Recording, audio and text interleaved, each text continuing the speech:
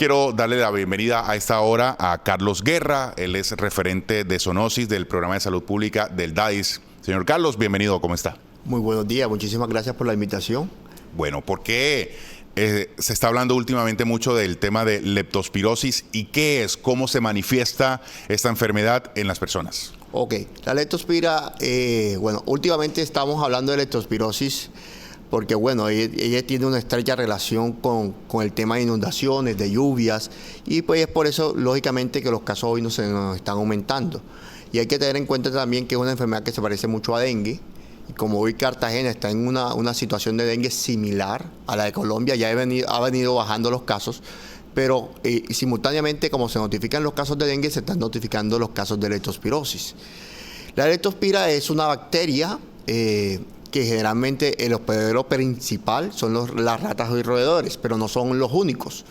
Los otros hospederos son las mascotas que tenemos en casa, como los perros y gatos, y también hay otros como los cerdos y las vacas y algunos animales silvestres. Entonces no es los únicos hospederos de la bacteria, no son los roedores, sino los otros animales que tenemos en nuestro hogar.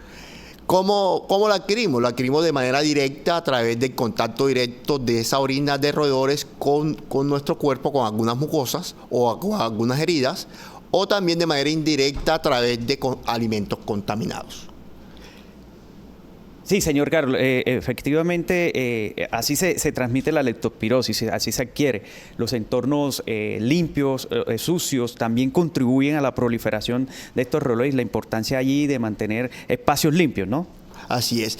Hay unos factores de riesgo determinados. Las condiciones higiénico-sanitarias de nuestro entorno influyen mucho en la adquisición de esta enfermedad o de esta infección. Entre más sucio esté nuestro entorno, más factible es que se proliferen estos roedores. Pero también hay otras situaciones como las ocupaciones, por ejemplo, los agricultores, las personas que trabajan en alcantarillados, los veterinarios, tienen un riesgo mayor de adquirir la enfermedad por ese contacto con aguas contaminadas. Bien, la leptospira es una bacteria. ¿Por qué está sucediendo mayoritariamente entre los niños y jóvenes y personas jóvenes hasta los 19 años? ¿Por qué mayoritariamente se está concentrando en esa población etaria? Generalmente, como se lo dije anteriormente, es una enfermedad que se parece mucho a dengue. Y si vemos de pronto el informe que te acabo de pasar, la institución que más nos reporta es la Hospital Infantil. A medida que aumentan los casos de dengue, aumenta también la probabilidad de que la persona tenga leptospirosis, porque se parecen mucho esas enfermedades. No quiere decir que la bacteria tenga predilección por estas edades. Son los menores de 15 los que más enferman por dengue, por la conducta del vector de la Aedes aegypti. En este caso, por leptospirosis, nuestros niños, recuerden que también cuando en épocas de lluvia salimos a bañarnos en las aguas lluvias y posiblemente esas aguas pueden estar contaminadas. Entonces, ese es un factor de riesgo. Otro factor de riesgo para adquirir la enfermedad son las inundaciones, son los desastres naturales en cárceles o batallones de infantería o militares. Pero aquí tengo una duda. Ya hace casi que un mesecito no llueve así en cantidades en Cartagena. Es decir, incluso ya está el país en términos en el fenómeno del Niño. Hay periodo seco, ya viene la sequía. Así vamos a estar incluso creo que hasta mediados del próximo año. ¿Y por qué ahora es que se están dando esos casos que, según el informe que ustedes reportaron, si ves también la gráfica, hay 384 casos reportados hasta ahora? Han aumentado un 100% con relación al año anterior a esta misma semana, 99%. El año anterior a esta misma semana teníamos 193 casos, hoy tenemos 384 casos. Sí, duplicado, sí. Que hemos duplicado esa cifra.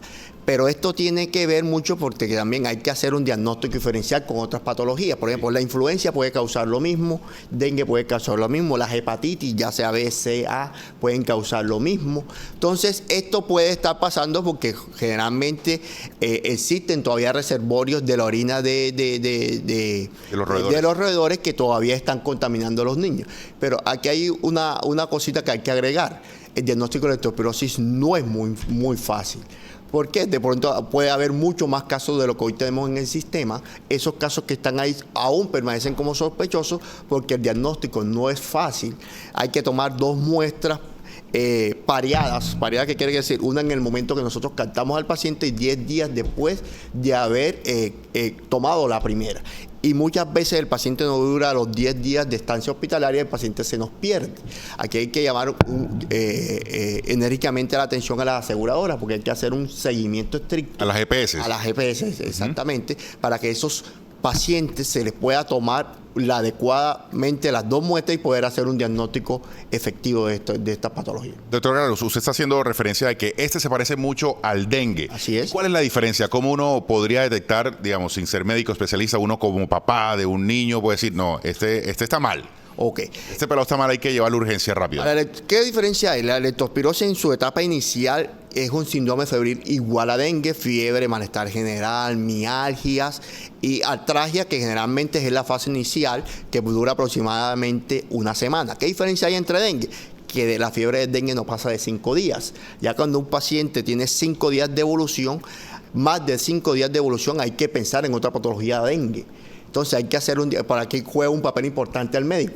Sí. Si el paciente tiene más de 5 días, hay que pensar en leptospirosis, en una influencia, porque usted cuando se lo dice las complicaciones, una de las complicaciones es una afección pulmonar. Entonces puede parecer leptospira, pero también puede ser una influenza, puede también ser una hepatitis, puede ser también otra patología que pueda similar a eso. ¿Qué pasa? Puede parecer COVID. También puede parecer COVID. En este caso, con la leptospirosis tiene una segunda etapa, que es una etapa ictérica, cuando el paciente se pone amarillo y hay una afección, afecta principalmente hígado, riñón, pulmón, y entonces eso es lo que los médicos llaman un síndrome febril. ¿Cuál es el llamado a la comunidad?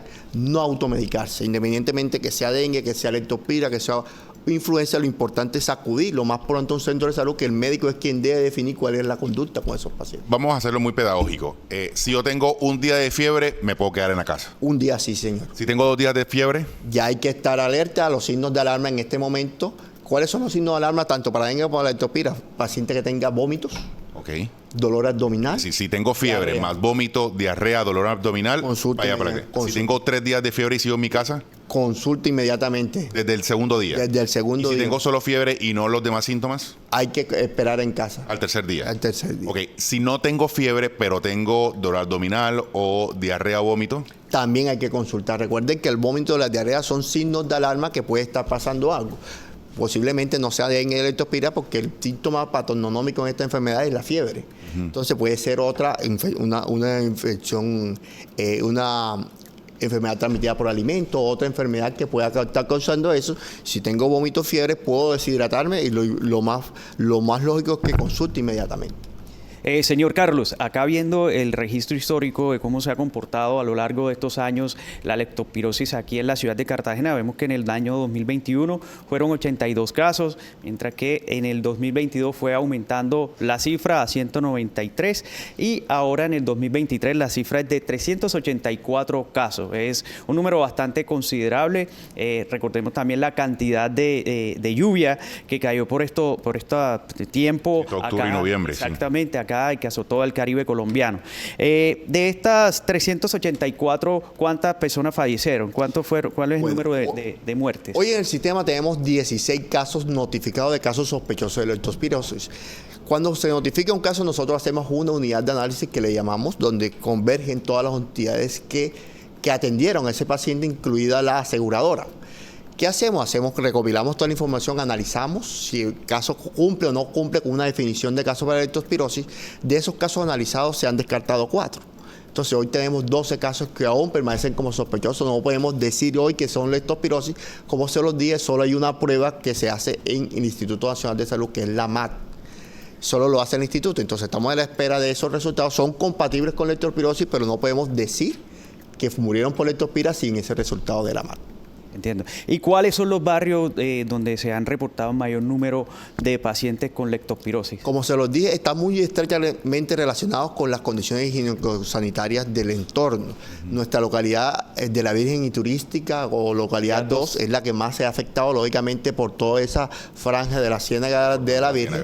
Los caños. Entonces, y los caños que son un factor de riesgo para la proliferación de las ratas y roedores. Entonces, es la localidad 2 con la que mayor tenemos casos, incluido el barrio Olaya Herrera. Ok.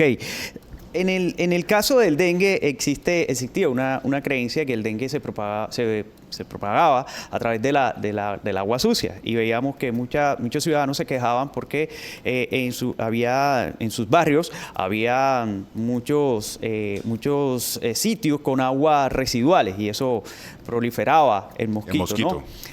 Acá con la leptospirosis, ¿qué creencias se tiene? Porque tengo entendido el mosquito se prolifera en agua limpia. Okay. Acá ¿qué creencias hay que dejar de tenerlas? Desmitifiquemos. Exactamente. Para leptospira y dengue es lo mismo.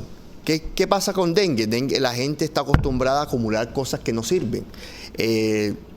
Hago una remodelación del baño, el sanitario lo coloco en el patio porque a alguien le puede servir, el agua de los animales, la botella de ron que me tomé el día anterior la dejo en el patio porque mañana la saco. Entonces, toda esa acumulación de residuos son un factor de riesgo tanto para dengue como para leptospirosis, porque eso es una fuente de escondites de las ratas y roedores también. Entonces, las mismas campañas para dengue sirven para leptospira, eliminar todos los residuos sólidos inservibles que no tenemos en nuestro hogar para evitar eso. Luego, las conductas internas en el hogar, ¿cuáles son? En la noche dejan los platos sucios, y mientras nosotros dejemos comida, agua y un lugar donde ellas se escondan, siempre van a estar ellas ahí. ¿Qué pasa? La gente siempre quiere que nosotros llevemos un veneno para matar ratas. Entonces matamos 2 ratas, 3 ratas, y el resto, pero si no limpiamos nuestro entorno, las ratas siempre se van a proliferar. Señor Carlos, le agradecemos mucho que haya venido acá a contarnos todo lo que hay alrededor de la leptospirosis. Sobre todo, el mensaje a la ciudadanía es a prevenir esta enfermedad, a prevenir toda, y si infortunadamente una persona se enferma con sea leptospirosis o con dengue, o que sea, acudir rápidamente a donde los especialistas, hacia donde los médicos, y no automedicarse. Muchas gracias. Muchísimas gracias a ustedes por la invitación. ¿Alguna frase última no de regaño, sino de exhortación a la ciudadanía? No, exhortar a la comunidad a seguir trabajando en nuestro entorno, mantener nuestros espacios libres de residuos inservibles. Recuerden que la única forma de prevenir es que ustedes como comunidad se involucren en esa prevención.